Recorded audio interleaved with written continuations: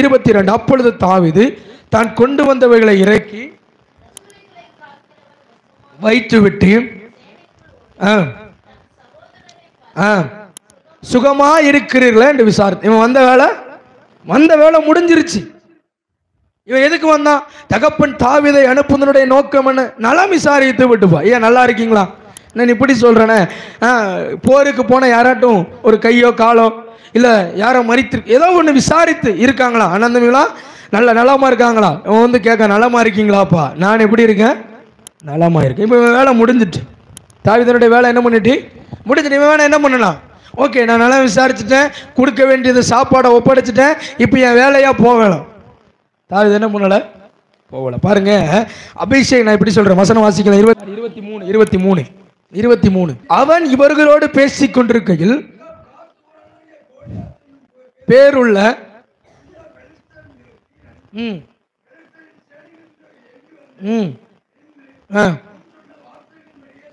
அதை தாவீது கேட்டான். அல்லேலூயா. நல விசாரிக்கிற வேலையை முடிச்சுட்டு போயிடணும்னு வரல, சும்மா பார்த்துட்டு போலான்னு வந்தேன், நான் பார்த்துட்டு போறேன்னு சொல்லி போகல. சத்தம் கேக்கு. நான் இப்படியா சொல்லுகிறேன், அபிஷேகம் பண்ணப்பட்ட, ஜெயம் எடுக்க விரும்புகிற, ஜெயிக்க வேண்டும் என்று தரிசனத்தை பெற்ற ஒருவனுடைய காதுகளிலே தேவனை தூசிக்கிற சத்தம் கேட்டா வைராக்கியம் தானாய் அவனுக்குள்ள எழும்போ. காரணம் என்ன தெரியுமா? அவன் மேல ஒரு அபிஷேகம் இருக்கிறது. தேவனை தூசிக்கிறவனை பார்த்தா, தேவனுடைய உபதேசத்தை பின்பற்றாதவனை பார்த்தா இவனுக்குள்ள ஒரு கோபம் எழும்பும், ஒரு வைராக்கியம் எழும்பும். காரணம் என்ன தெரியுமா?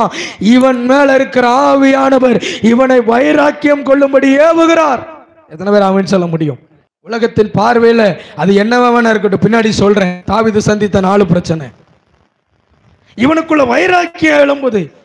வாசிக்கலாம் 24. இஸ்ரவேலில் எல்லாரும் அந்த 3 மனுஷரை காணும் பொழுது மிகவும் பயப்பட்டு,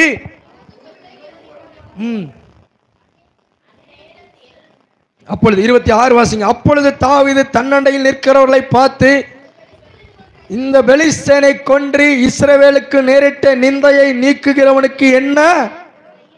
அது மட்டும் அவன் நோக்கம் அது அல்ல, எதை பெறலாம் என்பதல்ல. அதுக்கு அடுத்து சொல்றான் பாருங்க, தேவனின் சேனையை நிந்திக்கிறவன் விருத்த சேதனம் இல்லாத இந்த பெலிஸ்தேன் ஏமாத்திரம்.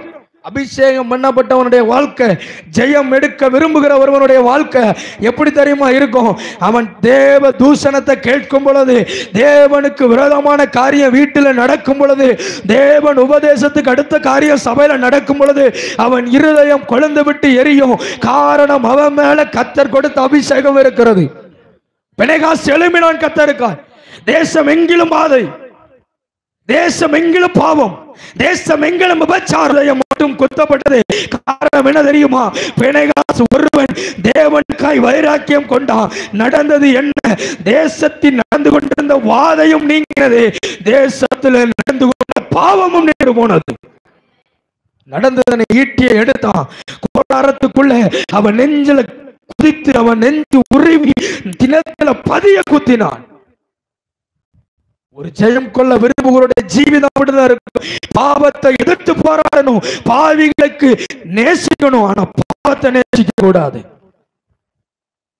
சபை பாவிகளை நேசிக்கணும், பாவம் செய்கிற மனிதனை பார்க்கும் பொழுது அவர்களை நேசிக்கணும், மனதுருக்கம் வரணும், இரக்கம் வரணும். ஆனா பாவிகள் கூட ஒத்து போய்விடவே கூடாது. எத்தனை பேர் ஆமென் சொல்ல முடியும்?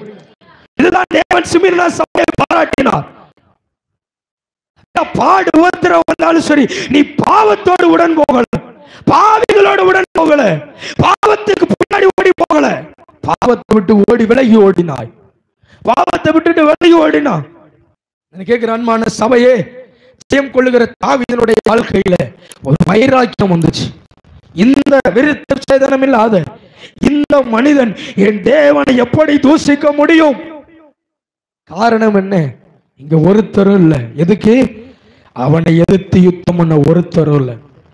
இப்ப தாவீது தீர்மானம் பண்றான், நான் போவ ஆயத்தமா இருக்கிறேன்.